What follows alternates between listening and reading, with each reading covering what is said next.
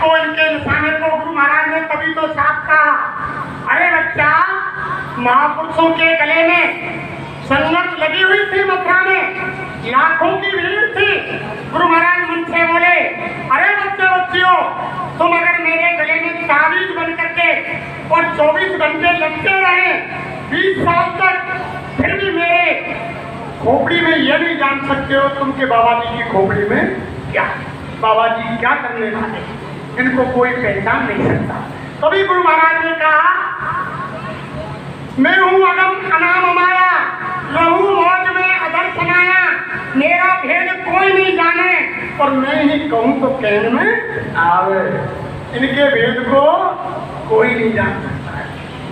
ये बहुत बड़े दयालु होते हैं प्रेमी, छोटी मोटी चीज ये नहीं होते हैं प्रेमी लोग, लेकिन इन पर विश्वास नहीं करते हैं लोग। विश्वास तब होता है जब इनके नजदीक आते हैं। और देखो प्रेमियों, माता बहन देवियों,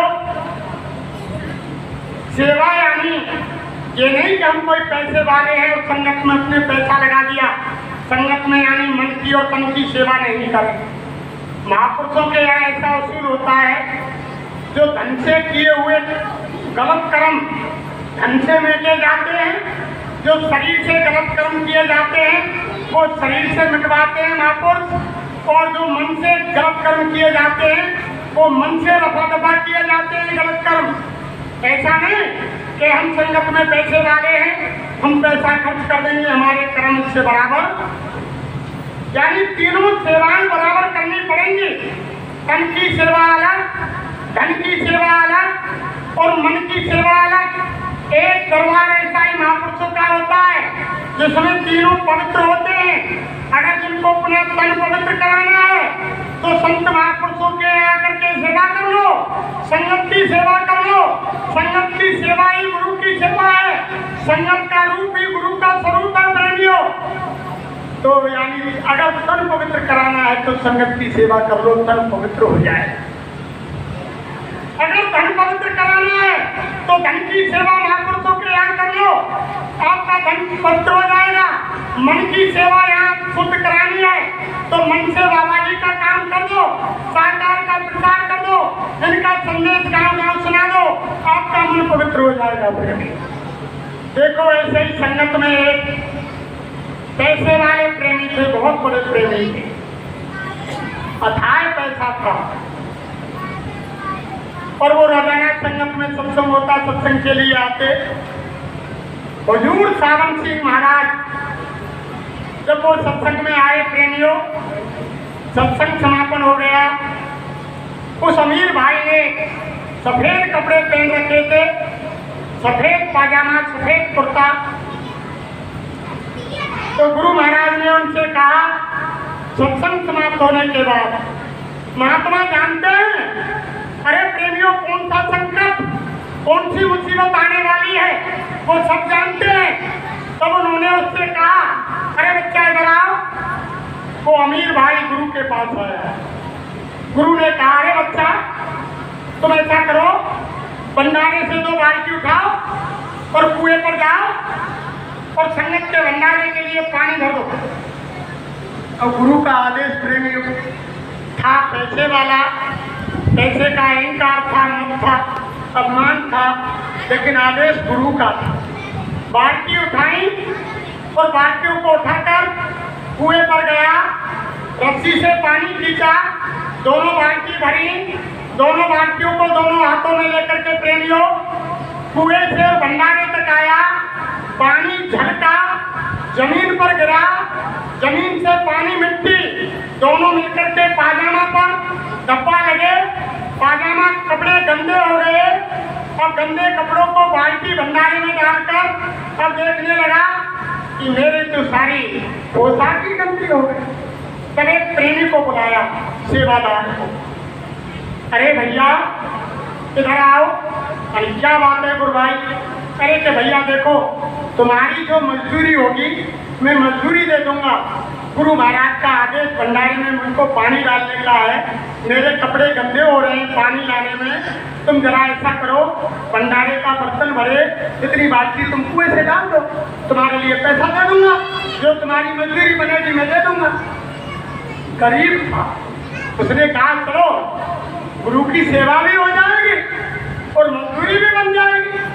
उसने बाल्टी उठाई प्रेमियों और ले जा करके कुएं से पानी भरा और भर करके भंडारे में पानी डाल दिया और भंडारे का कार्यक्रम समापन हो गया। सब प्रेमी घर आ गए। अब उस पैसे वाले की सिर पर जो आफत आनी थी प्रेमियों, उसको गुरु महाराज टालना चाहते थे लेकिन दया को ठुकरा दिया। अब उसके ऊपर आफत आई प्रेमियों। घर पर आने पर महीने 20 दिन बाद अब उसको अचानक उल्टी हुई।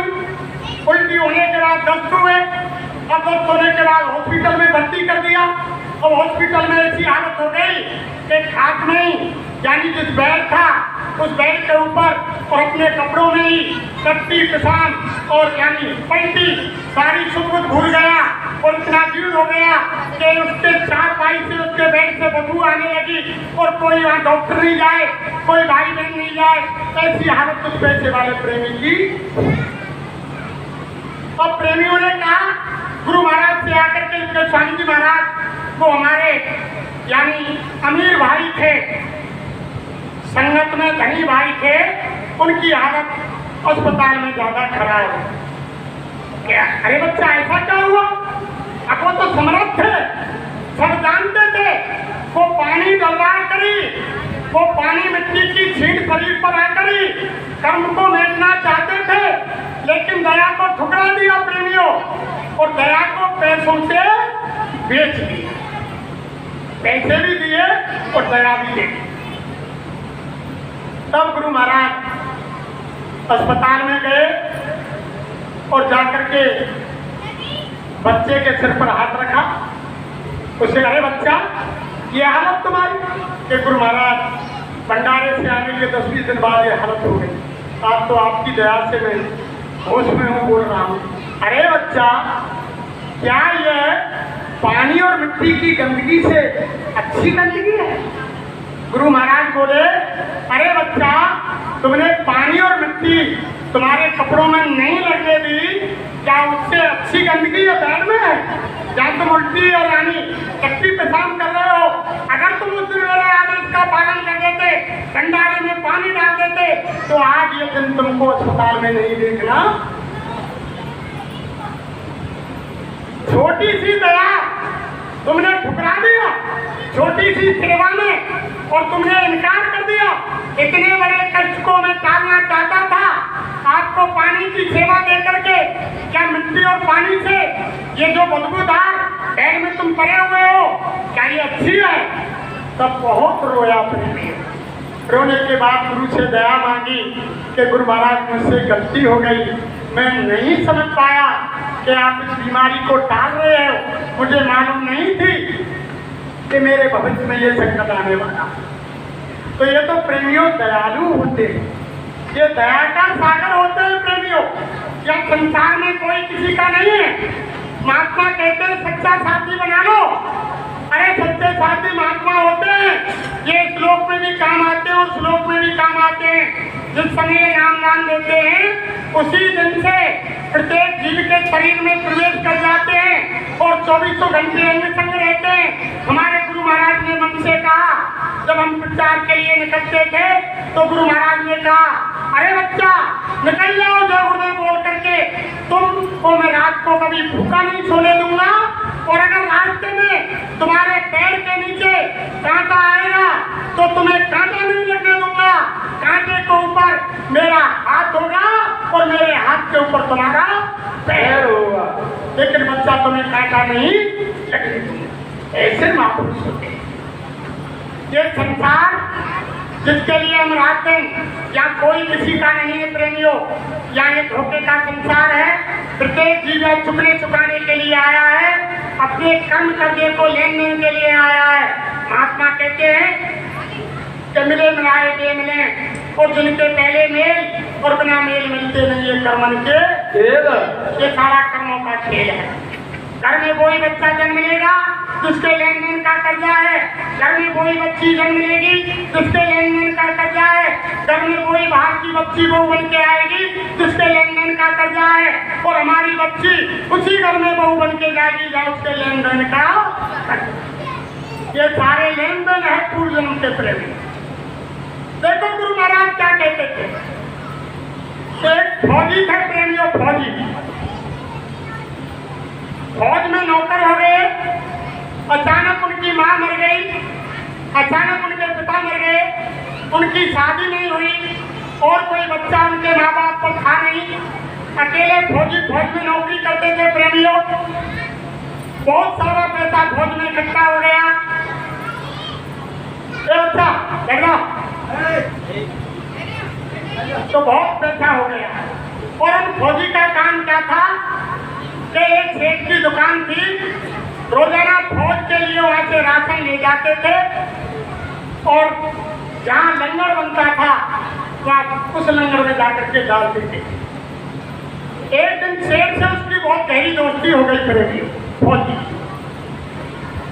जब फौजी की दोस्ती हो गई तो सेठ बोले कि भैया फौजी, तुम्हारे घर परिवार में भी कोई नहीं, तुम अकेले हो, तुम्हारी बीवी भी नहीं है और तुमने बहुत सारा धन इकट्ठा कर लिया, मैं आपसे एक बात पूछूं? फौजी ने कहा हाँ पूछो दोस्त।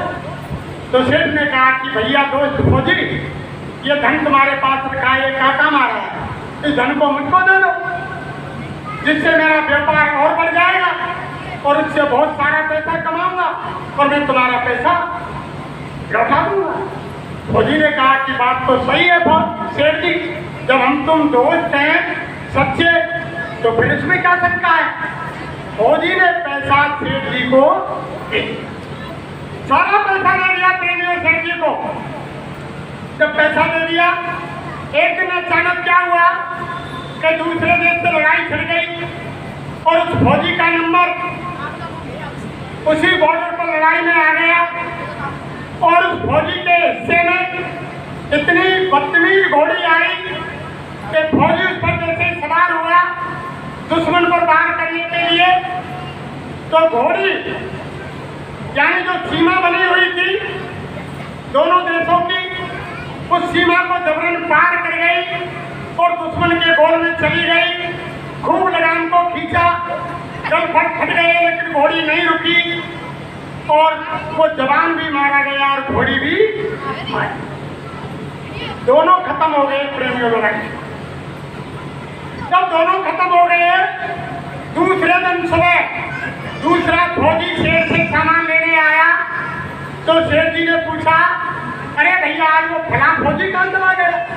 उसने कहा कि भैया बड़े दुख की बात है कि कल उसका लड़ाई में नंबर आ गया, दो देशों की लड़ाई छिड़ गई, घोड़ी ऐसी बदतमीज उनको मिली कि दुश्मन के गोल में जबरन ले गई तो घोड़ी भी मारी गई और फौजी भी खत्म। जब सेठ जी ने यह सुना कि फौजी खत्म हो गया तो सेठ को बड़ी खुशी हुई कि पैसे लेने वाला कोई है ही नहीं, फौजी भी मारा गया और पैसा भी रह गया, अब तो बड़े चैन शान से हमारी बिजनेस बढ़ जाएगी। अब देखो प्रेमियों, 9 महीने के बाद ही उस सेठ के घर में बच्चे ने जन्म लिया।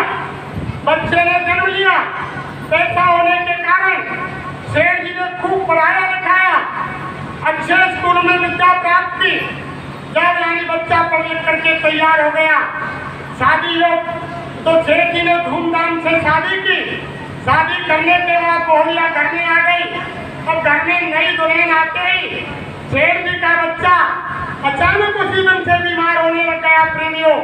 धीरे धीरे सेठ ने इलाज कराया लेकिन ऐसी जीर्ण हालत हो गई कि उसका यानी कोई दवाई ने फायदा करने में असर नहीं किया, शरीर गिरता ही चला गया। आखिर में प्रेमियों सेठ ने इतना इलाज कराया कि जो घर की सारी संपत्ति थी, जो यानी फौजी का पैसा था, वो सारा का सारा समाप्त हो गया। मात्र 5 रुपए प्रेमियों बचे। जब सेठ जी एक दूसरे गांव से शहर से जब आ रहे थे, रास्ते में साहबान मिल गए। सेठ जी नामी ग्रामी थे, सब लोग जानते थे। तो उन भाई ने सेठ जी से पूछा, अरे के भैया बच्चा को क्या हो गया? अरे के भैया क्या बताऊं, बहुत समय से इलाज करा रहा हूँ लेकिन कोई दवा काम नहीं कर रही है, मेरा सारा धन खत्म हो गया, अब धन भी नहीं है जो इनका इलाज करा सकूं।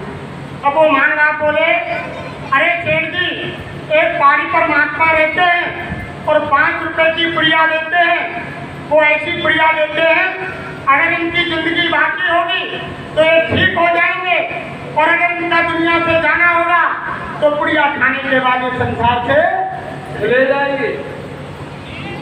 अब सेठ जी उनकी बात सुन करके प्रेमियों उसी पहाड़ी पर गए और बच्चे को ले गए। जाकर के महात्मा ने देखा कि सेठ जी महाराज हमारे पास एक पुड़िया है, अगर इनकी सांसें बाकी होंगी तो ये बच जाएंगे, और अगर नहीं सांसें बाकी हुई तो ये खत्म हो जाएंगे। ये 5 रुपया हमें दे दो, हमारी 5 रुपए की पुड़िया। मात्र फौजी भाई के 5 रुपए लिए थे, 5 रुपए की पुड़िया महात्मा ने दी, और पुड़िया देते ही उसने शरीर को छोड़, जब शरीर त्याग दिया प्रेमियों घर आ गए, उसका यानी जो संस्कार करते हैं वो कर दिया। और घर में आकर के छात्रा बिछा करके बैठ गए। सारा शहर नगर रोने लगा, सेठ जी रोने लगे, और सेठ जी के जो बहुआएं रोने लगी, सेठ जी घरवाली रोने लगी, सारे यानी शहर के अंदर हाय तौबा हो गया। सब लोग चिल्लाने लगे। सेठ जी का एक ही बच्चा था, सेठ जी बहुत अच्छे थे, यानी पूरे शहर में सन्नाटा हो रहा था। अचानक एक महात्मा आ गए। जब महात्मा ने शहर में देखा तो कुछ लोगों से पूछा कि भैया इस शहर के अंदर शोरगुल क्यों नहीं है, सारे शहर में सन्नाटा छाया हुआ है। अरे के बाबा यहाँ के सेठ जी बड़े धनीमानी थे, उनके एक बच्चा था, बहुत उन्होंने पढ़ाया लिखाया, उनकी शादी की, शादी होते ही वो बीमार हो गए, और बीमारी के बाद बहुत इलाज कराया, वो नहीं बच्चे दुनिया से चले गए, और सारा शहर रो रहा है, उनका परिवार रो रहा है। महात्मा जी त्रिकालदर्शी थे, उन्होंने देखा अरे कि ये तो चुकने के लिए इनके घर में फौजी आया है। महात्मा जी सेठ के पास आए, और सेठ के पास आते ही सेठ ने दंडवत प्रणाम किया, महात्मा को आसन दिया, और महात्मा जी पूछने लगे अरे सेठ जी इतने उदास क्यों? तब सेठ ने कहा कि महात्मा जी इस उम्र में, जवान उम्र में किसी का बच्चा मर जाए, जवान बच्चा, क्या वो उदास नहीं होगा, रोएगा नहीं तो क्या करें? तो महात्मा बोले अरे सेठ जी उस दिन तो तुम्हारे पैर धरती पर नहीं लग रहे थे, जिस दिन यानी तुमने ये सुना कि फौजी खत्म हो गया, यानी पैसा भी रह गया और हमारा कारोबार भी बढ़ गया, तो उन्होंने कही कि महाराज जब पैसा बढ़े कारोबार बढ़े तो कौन खुश ना हो रहे, तो ये तो खुशी की बात थी। तो फिर सेठ जी से महात्मा बोले अरे सेठ जी उस दिन तो तुम्हारे कोई हंसी का ठिकाना ही नहीं था, जिस दिन तुम्हारे घर में बच्चा पैदा हुआ तुम्हारे पैर जमीन से नहीं लग रहे थे, और तुम यानी जगह जगह घर घर मिठाई बांट रहे थे कि पुत्र का जन्म हुआ है। अरे के महाराज जब घर में बच्चा पैदा होता है तो ऐसा कौन है जो खुशी नहीं मनाए, मिठाई नहीं बांटे? महाराज ये तो सबका असूल है। फिर महात्मा बोले अरे सेठ जी उस दिन तो तुम्हारे यानी खुशी का कोई ठिकाना ही नहीं था, जिस दिन तुम्हारे बच्चे को ब्याह करके घर में नई दुल्हन लाए थे। कि महाराज ये तो सबका असूल है, जब घर में बहू आती है नई तो सबको खुशी होती है, तो आप क्यों रो रहे हो? कि महाराज इसलिए रो रहा हूँ कि मेरा बच्चा जवान मारा गया। जब सेठ जी से महात्मा बोले अरे सेठ जी वो तुम्हारा कोई बच्चा नहीं था, वो कोई फौजी था जिसका धन तुमने यानी मार मारा था, उसी धन को चुकने के लिए बच्चे के रूप में तुम्हारे घर सारा धन तुम्हारा चुक लिया। जब 5 रुपए बाकी रहे वो भी महात्मा को दिला करके, वो पुड़िया खा करके और दुनिया से चला गया। तो तुम्हारा पुत्र वो फौजी था, वो धन को चुकने के लिए आया था। एक दूसरे का तभी तो कहते हैं कि दाय दत्त विधान, और ये तीनों छूटे नहीं कह रहे वेद पुराण। दाय विदाय किसी के खत्म नहीं होते हैं प्रेमियों। मन का वही हम वो कर लें, उसी का हमने किसी का मान मार लिया, किसी का खेत काट लिया, किसी के संग में धोखा दे लिया, किसी से बेईमानी कर ली, किसी से रिश्वत ले ली, किसी के साथ कोई यानी कत्ल कर दिया, ये यानी आप कर तो सकते हैं, लेकिन उस मालिक के यहाँ सबका यानी लेखा जोखा है। भगवान क्या कहता है कि मत बुरे कर्म करो होंगे, नहीं तो बच पाएगा। और भगवान की नजर से तू कभी ना बच पाएगा। उसकी नजर से बचने वाला नहीं। भगवान का ऑटोमेटिक कैमरा प्रत्येक भाई के सर पर लगा हुआ है। दो दूत दोनों कंधों पर बैठे हैं, उनकी लिखाई चल रही है। हमारे गुरु महाराज ने कहा कि 5 साल तक तो कोई कर्म नहीं लगता है, 5 साल से एक दिन ऊपर हो जाता है, दोनों दूत लिखाई शुरू कर देते हैं, कैमरे का बटन ऑन कर दिया जाता है। तुम अंधेरे में, उजाले में, पहाड़ में, जंगल में, घर में, मकान में और रात में, दिन में जो भी तुम अच्छा बुरा कर्म करोगे, दोनों दूत लिख रहे हैं। एक अच्छा लिख रहा है, एक बुरा लिख रहा है। और वो सीसीटीवी कैमरा वो चल रहा है, उसमें सारी रील तुम्हारी बनकर तैयार। अरे महात्मा कहते हैं वो जो ये रील बन रही है वो ऐसा कैमरा नहीं है जो खराब हो जाए। गुरु महाराज ने कहा वो लोहे, लक्कड़ और स्टील का कैमरा नहीं है, वो ऐसा कुदरत माँ का, उस भगवान का ऐसा ऑटोमेटिक कैमरा है जो वो कभी खराब नहीं होता है। और उसमें तुम्हारी सारी रील बन करके तैयार। जब सांसों की पूंजी खत्म हो जाएगी प्रेमियों, उस समय तुम्हारी आत्मा धर्मराज के दरबार में खड़ी कर दी जाएगी। और जब धर्मराज तुमसे पूछेगा, अरे घड़ी रामबल के निवासियों, गुर्राज चित्तरपुर के निवासियों, और कौन कौन से गांव तुम्हारे नजदीक हैं जहाँ से प्रेमी भाई बहन आए हुए हैं, अरे वहाँ के निवासियों, क्या तुमको कोई संत महात्मा फकीर नहीं मिला, या उनका कोई सेवादार, उनका बंदा, उनका संदेश देने वाला कोई नाई, उनका पाती तुमको नहीं मिला? तुमको नहीं बताया कि क्या अच्छा है क्या बुरा है, और ये शरीर किस लिए मिला है? तुमने नहीं सुनी उनकी बात को। जब तुम ये कहोगे कि हमने नहीं सुना, हमको किसी ने कुछ नहीं बताया, जब गुरु महाराज ने कहा, अरे बच्चा मैं वो बाबाजी हूँ, जब तुम झूठ बोलोगे धर्मराज के दरबार में, उसी समय में वहां जाकर प्रकट हो जाऊंगा और कहूंगा, अरे बच्चा, अरे बच्ची तुम झूठ बोल रही हो। यानी 28 सितंबर 2022 को बुधवार के दिन, यानी नवरात्रि के समय मैंने मेरे बच्चे को भेजा और तुमको यानी ज्ञान का यानी उपदेश, मेरा संदेश मेरा यानी आपको दिया कि मनुष्य शरीर क्यों मिला है, क्या अच्छा है क्या बुरा है। तुमने उनकी बात को नहीं माना, तुम झूठ बोल रहे हो। ये ऐसा बाबा जी है, धर्मराज के दरबार में साफ खड़ा होकर के। अरे धर्म प्रेमियों, जब तुम वहां मुकरोगे, दोनों दूत तुम्हारी पुस्तक डाल देंगे और वो कहेंगे, अरे इन जीव ने ये अच्छा किया, ये बुरा किया। जब तुम कहोगे नहीं नहीं, इन लिखने वालों ने गलत लिख दिया, मैंने बुरा नहीं किया, मैंने अच्छा किया है, इन्होंने गलत लिखा है, तो धर्मराज क्या कहेगा, अरे इनकी वो चिप निकालो, वो पेंडुलम निकालो, सीडी में डाल दो। जब तुम्हारी वो कैमरे की रील जब तुम्हारे सामने चलाई जाएगी, अरे देखो ये भरतपुर का मुरारी है कि कौन है, ये तुमने अच्छे कर्म किए, बुरे किए। जब तुमको शर्म से नीचे झुकना पड़ेगा कि नहीं हूँ ये कर्म जो मैंने किए। अरे धर्म प्रेमियों, वो रील बन रही है, सबकी वो कैमरा चल रहा है कुदरत माँ का। इसलिए महात्माओं से प्रेम कर लो और इनके सानिध्य में पहुंच जाओ, इनसे युक्ति ले लो, घर बैठ के भजन कर लो। ये किसी का घर परिवार नहीं छुड़ाते, किसी का बीवी बच्चे नहीं छुड़ाते, किसी को लाल पीले धोले कपड़े नहीं पहनाते, किसी को दाढ़ी बाल नहीं रखाते। ये तो ये कहते हैं कि तुम घर में रहो, बाल बच्चों के बीच में रहो, और दिन में जहाँ भी तुम काम करते हो दुकान पर खेती का, ईमानदारी और मेहनत से करो।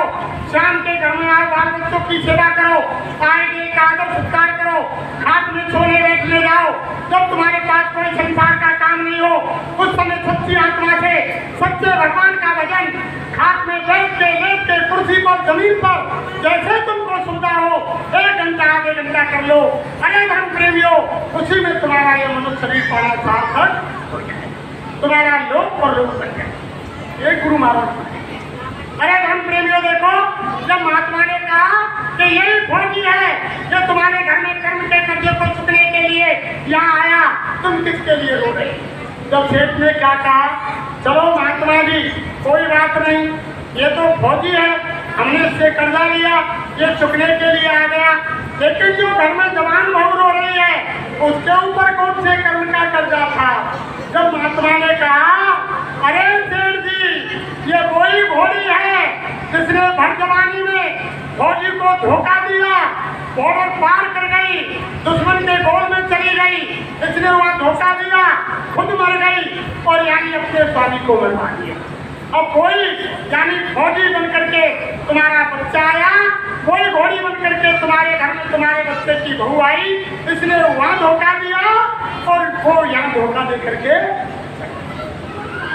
तो प्रेमियों ये लेन देन का कर्जा है, ये संसार लेन देन का है, या कोई किसी का नहीं है। माता बहन देवियों बुजुर्गों, चुकने चुकाने के लिए है, इसलिए अपना काम बना लो, कर लो कुछ काज जवानी में। इस 2 दिन की जिंदगानी में मेहमान जवानी जाती है, फिर लौट कभी नहीं आती है। बेमूड से मत खो देना किससे और कहानी में, कछु कर ले काज जवानी में। पर भाग से नर्तन पाई है, सौभाग्य जवानी आई है और भगवान इसी में मिलते हैं। क्या ढूंढे पत्थर पानी में, कछु कर ले काज जवानी में और इस 2 दिन की जिंदगी। अरे भगवान इसी में है। माता देंगे महात्मा कहते हैं गोदरी पिया को निध घट गए। अपने सच्चे पति, सच्चे स्वामी को, सच्चे मालिक को, भगवान को अपने घर में, अपने हृदय में खोलो। जो कहते हैं महात्मा कि जो तिरमाही तेल है, जो चकमक में आग और तेरा साईं तुझ में जाग सके तो मौजूद सब जगह लेकिन नजर आता नहीं, और योग साधन के बिना उसे कोई पाता, कोई सब जगह मौजूद है। तो महात्माओं से युक्ति पूछोगे, घर में बैठ करके योग करोगे और ध्यान भजन स्मरण करोगे तो सब देवी देवता, सब वैष्णव, राम कृष्ण और यानी ईसा मोहम्मद और यानी ब्रह्मा विष्णु महेश और आज्ञा मां शक्ति सबका दर्शन कर रहे थे। इसी मनुष्य मंदिर में होगा, लेकिन कब होगा? जब तुम महात्माओं के पास जाओगे और उनसे युक्ति लोगे।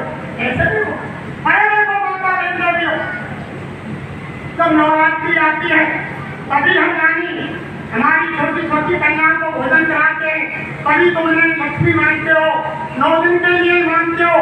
अगर सारा भारत अगर छोटी कन्याओं को और घर में बड़ी देवियों को और हमारी यानी नौजवान बहू बेटियों को अगर लक्ष्मी मानने लग जाए सारे जीवन भर, तो देश के अंदर कोई अत्याचार, कोई अन्याय हो ही नहीं।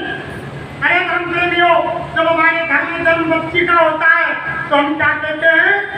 कोई पूछे कि भैया कब है, कि भैया घर में लक्ष्मी आई है। कन्या को क्या कहते हैं? कहते हैं ना, लेकिन भूल जाते हैं, कुछ समय के लिए कहते हैं फिर भूल जाते हैं। और जब घर में कोई बहू आती है तो उसको क्या कहते हैं?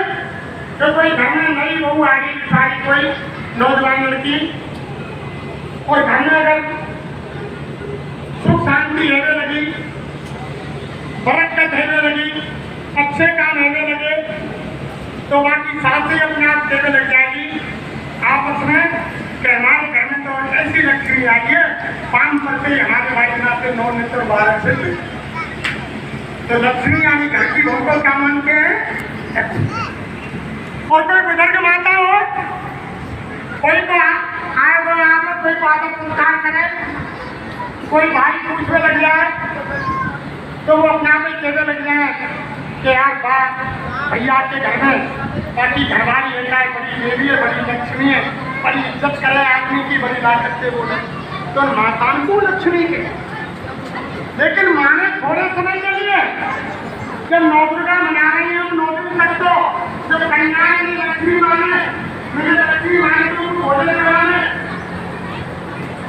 लेकिन देखो माता देखो, महात्मा कहते हैं नारी शक्ति के अंदर छोटी मोटी ताकत नहीं, तुम तुम्हारी शक्ति को माता नहीं तो भूल गई, तो महात्मा के पास आने लग दिया, उनसे संस्कार लेना बंद कर दिया।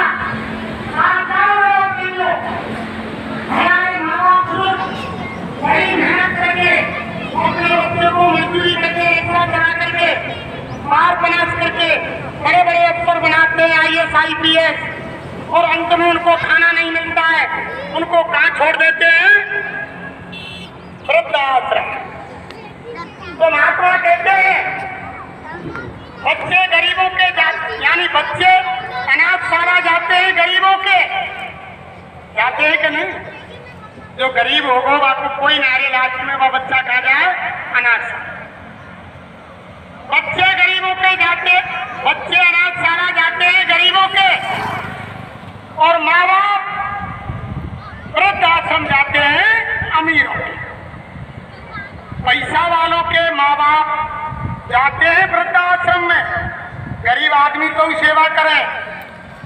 IAS और IPS बना के छोड़ा कर दियो नौकरी पे, लेक्चरर है वो प्रोफेसर है। अब हम सोच रहे हैं कि हमारा छोरा बड़ो IAS IPS बनेगा, तो आपको छोरी और लड़की वैसी ढूंढनी चाहिए। अब छोरी लेक्चरर आ गई और छोरा लेक्चरर, और दोनों ड्यूटी पर जाए। एक सत्य घटना बता रहा हूं भाई बहनों, गुजरात की। बाप का साया तो दुनिया से पहले उठ गया, मां रह गई। 3 मंजिल की कोठी थी, माँ बाप ने बड़ी मेहनत करके बच्चे को पढ़ाया और बच्चे की शादी भी यानी रजिस्ट्रार बच्ची से की। जब दोनों घर में रहने लगे, कुछ समय के बाद कर्मचारी माँ को प्रेरणा इसको लगवाए देते हैं, वो हाथ में रखी है नहीं, और दोनों ड्यूटी से आए। कुछ समय पर सेवा की, 10-20 दिन महीना तो सेवा नहीं कर पाए प्रेमियों, तो वो यानी पढ़ी की लड़की देने लगी, सुनते होगी वो रोका गया। देखो ये तुम्हारी मम्मी है और हम की सेवा नहीं करेंगे। बेटा रास्ता मत बैठे, तुम्हारे तुम अगर ये कहते हो कि हम तुम्हारे जा रहे तुम खा रहे, हम कमाई कर रहे तुम कर रहे, तुम्हारी माँ की सेवा करो। और अगर तुम मुझको घर में रखना चाहते हो तो तुम्हारी माँ मेरे रास्ते से हटाओ। दिन भर में विद्यालय में स्कूल में टेंशन रहता है, वहाँ खोपड़ी मारती हूँ, और शाम को आकर के इस अपार माँ की शक्ल देख के यहाँ मेरी खोपड़ी खराब हो जाती है। अगर तुम घर में माँ को रखना चाहती हो तो मैं मेरे क्लियर हो जाती हूँ, और अगर तुम मुझको रखना चाहते हो तो माँ को रास्ते से हटा दो। अब पति ने जवाब किया कि माँ तो हो गई 2 साल 4 साल 10 साल बाद दुनिया छोड़कर जाएगी। अगर तू मेरे जीवन से चली गई तो मेरा जीवन बेकार है, मैं तुमको रखना चाहता हूँ। तो उन्होंने कहा कि आज तो माँ घर में है, लेकिन आज के बाद मुझको माँ नजर नहीं आनी चाहिए। और देखो प्रेमियों, कितनी यानी दर्दनाक घटना जिसको आप कानों से नहीं सुन सकते हो। संस्कार नहीं पड़े बच्चे में, अगर संस्कार होते बुजुर्गों के पास बैठते, महात्माओं के पास जाते तो संस्कार मिलते। अब उसने अपनी पत्नी के उसमें आकर क्या किया? दूसरे दिन माँ को सोई, ड्यूटी जाने से पहले गोदी में उठाया, धीरे धीरे सीढ़ियों के द्वारा 3 मंजिल पर ले गया। प्रेमियों, माँ कह रही है कि बेटा कहाँ ले जा रहे? अरे माँ सर्दी का समय है, मैं तुम्हें 3री मंजिल पर सूर्य नारायण की धूप दिखाऊंगा। माँ बड़ी खुश हुई कि आज मेरा बेटा मुझ पर कितना लाभ हो रहा है, इतनी मेहनत करके 3री मंजिल पर मुझे धूप में ले जा रहा है, मेरा बच्चा कितना अच्छा है। अरे प्रेमियों, धीरे धीरे 3री मंजिल पर ले गया। ले जाते समय सांस फूलाई, छत पर ले जाकर बैठा दिया, राहत की सांस ली। माँ ने कहा कि बेटा तुमको बड़ी तकलीफ हुई होगी, तुम रेस्ट ले लो। कहा माँ मैं तुमको लाने में बड़ा परेशान हो गया। माँ ने कहा कि बेटा तुमने मेरी खातिर बड़ा कष्ट उठाया, मैं तुम्हारी बड़ी आभारी हूँ जो मुझको साथ दिखाया। माँ को क्या माना? रात की सांस लेने के बाद फिर गोदी में उठाया और 3 मंजिल से पीछे को गली थी और माँ को गली में 3 मंजिल से गिरने के बाद अपनी माँ का राम नाम। अरे प्रेमियों, महात्मा कहते हैं अगर महात्माओं के पास जाते, बुजुर्गों के पास जाते तो उन्हें संस्कार करते। प्रेमियों, जब संस्कार ही नहीं है तो ऐसी लिखाई पढ़ाई से क्या मतलब है? संस्कार भी डालना चाहिए। जब जिस बच्चे के अंदर संस्कार नहीं है तो कुछ नहीं। अरे माता बहन देवियों, आपके अंदर छोटी मोटी शक्ति नहीं, और बच्चों का भविष्य सबसे पहले तो तुम ही होती है माता बहन देवियों।